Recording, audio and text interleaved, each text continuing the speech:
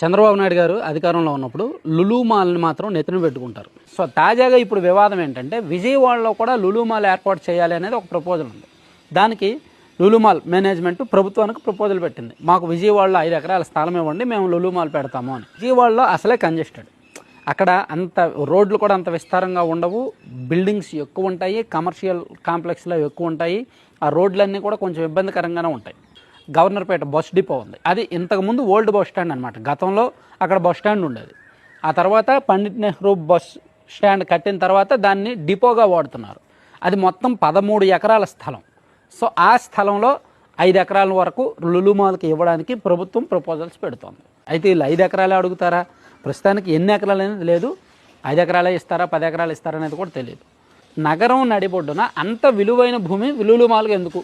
అది ఒక hyper market కదా, అది కావాలంటే తుళ్ళూరులో ఇచ్చుకోండి, రాజధానిలో ఇచ్చుకోండి, లేదా తాడేపల్లిలో ఇచ్చుకోండి, మంగళగిరిలో ఇచ్చుకోండి, కానీ ఇక్కడ వద్దు.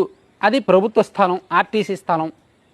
అవసరమైతే షాపింగ్ కాంప్లెక్స్ కట్టండి, షాపింగ్ కాంప్లెక్స్ నుంచి ఆదాయం వస్తుంది, లేదా ప్రభుత్వం వాళ్ళకి కార్పొరేషన్ వాళ్ళకి ఇచ్చేయండి. కార్పొరేషన్ ఆధ్వర్యంలో ఆల్రెడీ కాళేశ్వరం మార్కెట్ ఉంది కదా, కాళేశ్వరం మార్కెట్ రన్ అవుట్ ఉంది, దాని నుంచి ఆదాయం వస్తుంది కదా.